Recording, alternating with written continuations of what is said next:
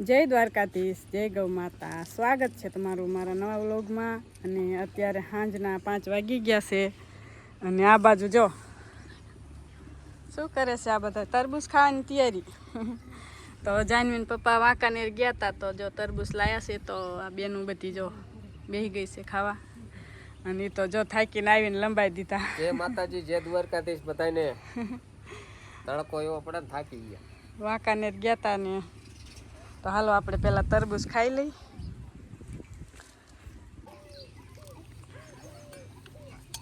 જો કામકાજ હાલે છે તરબૂચ ખાવાનું. હાલો બધા તરબૂચ તાજું તાજું તરબૂચ લાયા છે ગરમીની સિઝનમાં તો જો બધા બેહી ગયા છે. શું કહેશ મોક્ષા તું? હે તરબૂચ ખાવું છે ઈ ખાય જો. મીઠું નાખીને ખાવા માંડો હાલો. તો મીઠું નાખો મસાલો. આ જાનવીન થારી કેમ ખાલી છે? ને જે બાકી છે કા ડીશમાં એવું લેતા છે ને. એમને. જો આ એક અમારા કાકી આયા છે તો એ ખાય છે તરબૂચ. ખાઈ નાખો તરબૂચ. હાલો તો તરબૂચ કટિંગ થઈ ગયું છે બધું. જો મીઠું નાખી અને ખાવાની શરૂઆત કરી દીધી છે. કાંદી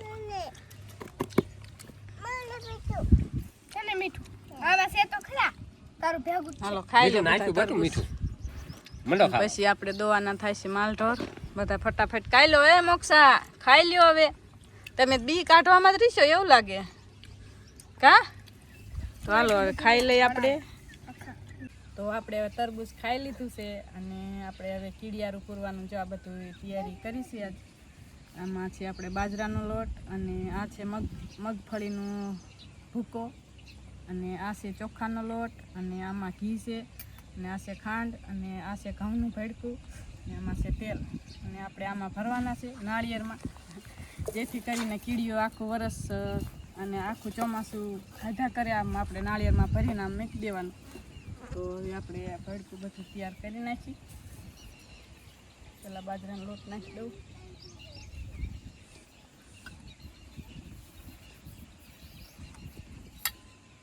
આપણા વડીલો પાસેથી શીખેલ છે આપણે આ નાળિયેરમાં ભરવાનું.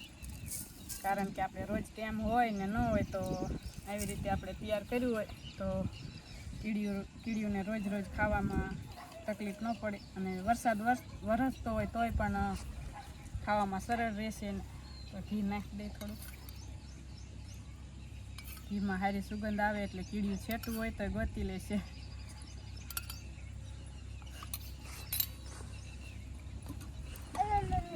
તમે ખાઓ તમે જે ને તરાણા તરબૂચ ખાય. તો તેલ નાખી દે.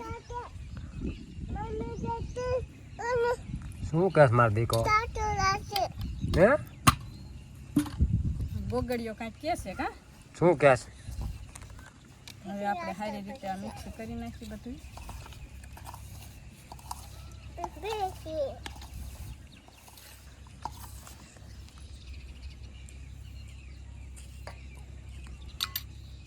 ચૈત્ર મહિનામાં જ નહીં પણ આખું વર્ષ ગમે ત્યારે કીડિયારું પૂરીએ કાંઈ આપણે.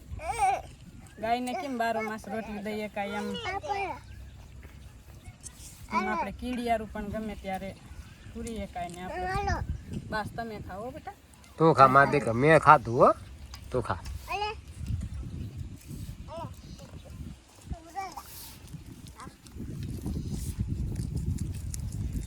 આમ સરસ રીતે મિક્સ થઈ જાય પછી આપણે નાળિયેરમાં ભરવાનું થાય છે. તો જો આપણું કીડિયારું બધું તૈયાર થઈ ગયું છે અને આવી રીતે આપણે નાળિયેરમાં ભરવાનું, જેથી કરીને કૂતરા પણ ન ખાઈ શકે અને કીડીયું અને મકોડા બે જ ખાઈ શકે. આવી રીતે આખું નાળિયેર ભરી દેવાનું. અને નાળિયેર આપણે હૂકું જ લેવાનું. જે પાણી હોય એ નાળિયેર આમાં હાલે નહીં.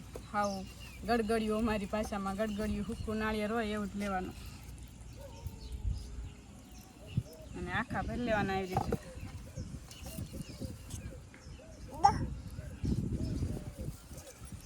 જો આવું ભરાવા આવ્યું છે. અને આપણા બાળકોને પણ જો આવી રીતે બધું શીખવાડવાનું, જેથી કરીને એનામાં પણ સંસ્કાર આવે આવા બધા અને એ પણ મોટા થઈ અને કંઈક પુણ્ય કમાવી શકે. એટલે આપણે બાળકોને પણ સાથે રાખી અને આ કામ કરવાનું. હાલ આવો બેટા, પછી તમે મોટા થઈને કીડિયારું પૂરશો ને. તું પૂરીશ મોક્ષા? હે મોટા થઈને પૂરશે કા? હાલો આ એક નાળિયેર આખું ભરાઈ ગયું છે, બીજા ભરી લેવી આપણે.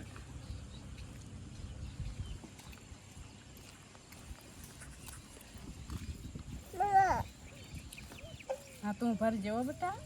દીકો મોટો થઈને પછી કીડિયારું પૂરશે કા, ગાયને રોટલી દેશે, ચકલાને સૈન નાખશે કા, નાખશો ને મોટા થાય. હા અત્યારના છોકરા આપણે કરશું એ જ કરશે, કીશું તો નહીં કરે. ઈશ્યુ તો નહીં કરે પણ એ જોશે, એ અવશ્ય કરશે. હા નજરે જોશે એ કરશે. એટલે આપણે બાળકોને પણ આપણા ગામડાના અને આપણા વડીલોના સંસ્કાર આપણે દેવા જોઈએ બધા. તો આપણા વડીલો તો આખો ચૈત્ર મહિનો આવી રીતે કીડિયારું પૂરતા હતા, તો આપણે પણ આજ પૂરી અને આપણે પુણ્યનો લાભ લઈ.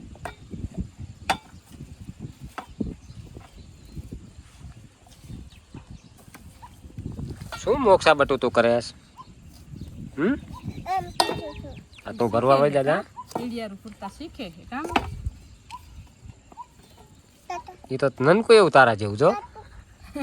મોક્ષા એ તો તાર જેવું નાનું કેવું છે નાળિયેર જો, હે ને? તારા જેવું જો, કીર્તિ જેવું નથી, તારા જેવું. કીર્તિ જેવું હે? કીર્તિ જેવું.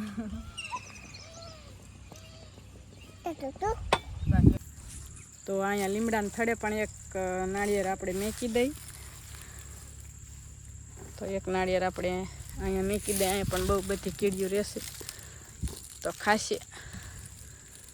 આવી રીતે આપણે થોડુંક મેકીને ઊંધું તો વરસાદનું પાણી પણ ન જાય, તો કોરું રહે ચોમાસામાં પણ.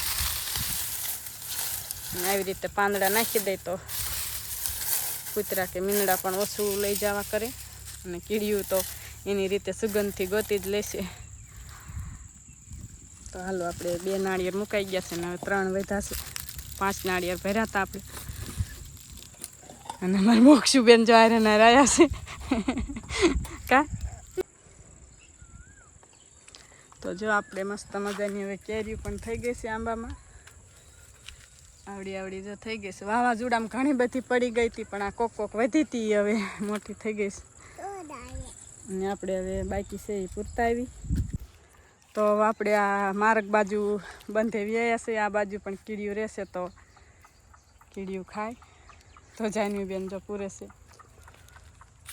જાનું આમ થોડીક આ બાજુ નાખતે બંધે આમના બંધે હોરું વેરી દે એટલે કીડીયું ખાતા રાખે.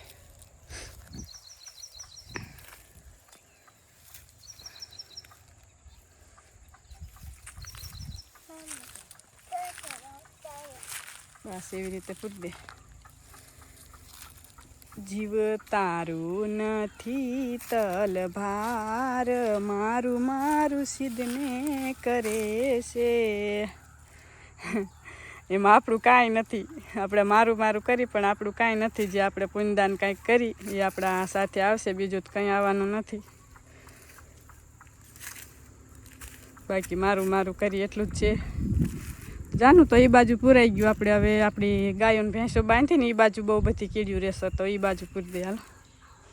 તો આપણે આમ બધે બાંધે સાઈડે બધે કીડિયારું પૂરી આવ્યા છે, અને આપણે આ બાજુ જો આપણા માલઢોર બાંધ્યા છે એ બાજુ પૂરી દે.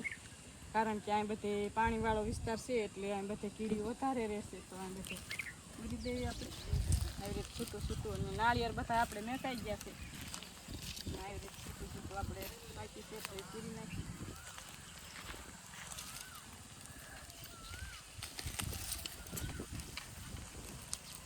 આ બાજુ છે ને, આ બાજુ પણ કીડીઓને છાંયો અને પાણી બે હોય અહીંયા વધારે રહે. તો આ બાજુમાં નળી છે તો કાયમ પાણી આ બાજુ હાલે છે, તો કીડીઓ ઘણી બધી રહેશે.